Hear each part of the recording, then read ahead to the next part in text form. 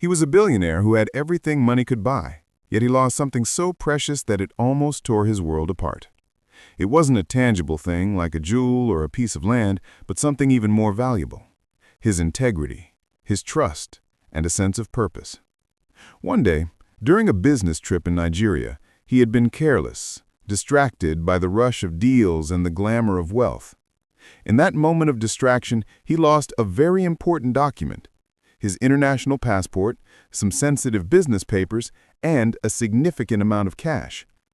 It was a mistake that could have cost him everything, especially if it fell into wrong hands. Unaware of his loss, Vincent continued with his day, not knowing that somewhere nearby, a poor female construction worker named Caroline was about to change everything. Caroline was a young woman of just 24, but her face carried the weight of a life full of struggles. Her eyes were tired but kind, reflecting the pain and resilience of someone who had grown up too fast. Every morning, before the sun rose, she would tie a worn scarf over her rough hair, put on her torn boots, and walk to the dusty construction site down the road. She wasn't just any worker. She was a symbol of hard work and silent strength. Caroline carried bricks on her head, mixed cement with a shovel, and pushed wheelbarrows full of sand without once complaining. She knew the meaning of hard work. Life had never been kind to her. When she was only 12, her parents died in a bus accident on their way home from their village. There was no help, no relatives to take her in. She was left alone with her two younger siblings, Daniel, who was just 8, and Blessing, who had just turned 6. From that moment, Caroline became their mother, their father, and their hope for a better future.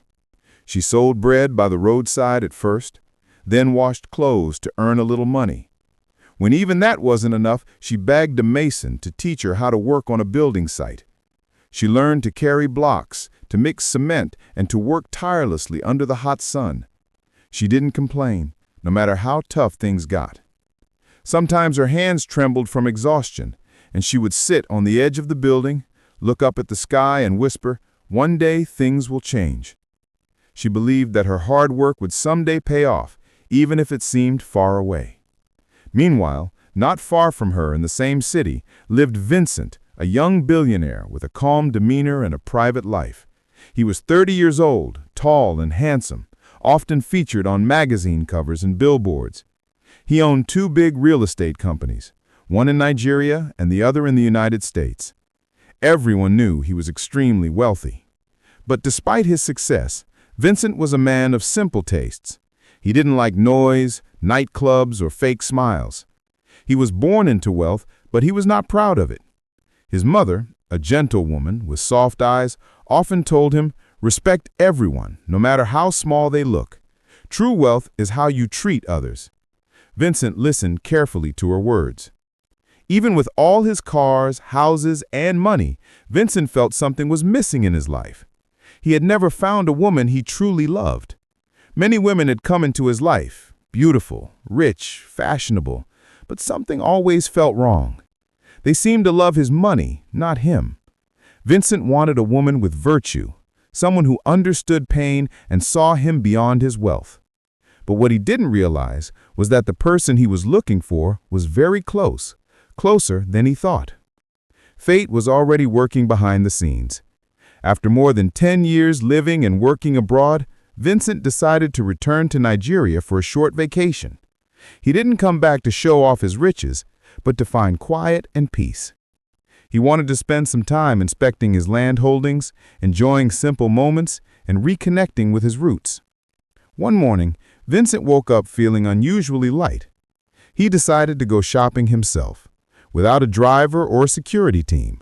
Just plain clothes, a simple green t-shirt, jeans, and a cap. He took his black SUV and told himself, "Today, I just want to breathe." He drove to a nearby supermarket, picked some snacks, drinks, and essentials. He paid for everything and slipped his wallet into his back pocket. But as he walked away, a gentle breeze or perhaps a gust of careless movement caused his wallet to fall. He didn't notice at first. It was only when he reached his car that he realized his wallet was missing. His heart sank. Inside that wallet were his U.S. driver's license, credit cards, Nigerian ID, business cards, and over $2,000 in cash. It was a mistake that could have cost him everything, especially if it fell into wrong hands. Meanwhile, Caroline was on her way to the construction site, feeling a bit hungry. She decided to pass by the supermarket to buy some snacks and a soft drink. She carefully counted her money twice to be sure she had enough. After buying her items quietly, she stepped outside and almost immediately saw something unusual near the parking lot, a black wallet lying on the ground. She paused, looked around, and saw no one in sight. She bent down slowly, picked it up, and felt its weight. Inside, she saw foreign currency, business cards, and IDs. Her eyes widened in surprise. Who could have left this here, she wondered softly. She opened the wallet carefully and looked inside. It was filled with foreign money, international business cards, and ID cards.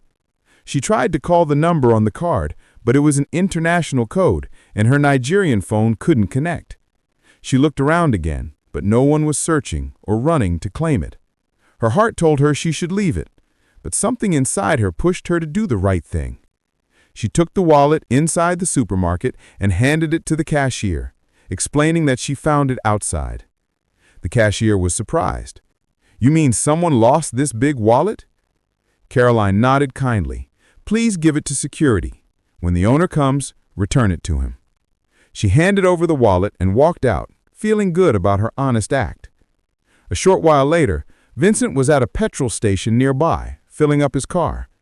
The attendant asked if he wanted to pay with a card or cash. Vincent chose the card, but reached into his pocket and realized his wallet was missing. His face changed instantly. He checked his other pockets, the seat of his car, his bag. Nothing. His heart raced. "My wallet," he muttered under his breath. Panic hit him hard. Without hesitation, he jumped into his car and sped back to the supermarket, praying silently, "Please, Lord, let it be there." He arrived quickly, rushed to the cashier, and asked if anyone had found his wallet. The cashier looked at him carefully and nodded. "Someone returned it just minutes ago. A young lady found it outside and brought it in. It's with security now." Vincent felt a huge wave of relief. He asked to see the security officer, a tall man named Amos, who confirmed that the wallet was indeed his. His hands trembled as he opened it. Everything was intact. Cash, IDs, business cards, nothing missing. He asked about the girl who returned it. The cashier said she was just a young lady passing by, honest and kind.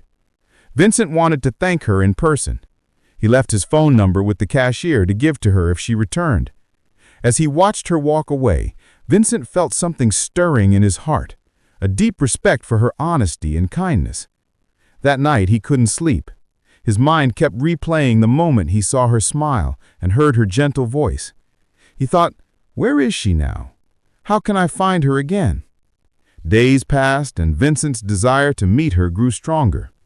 He decided to go back to the supermarket, but she was nowhere to be found.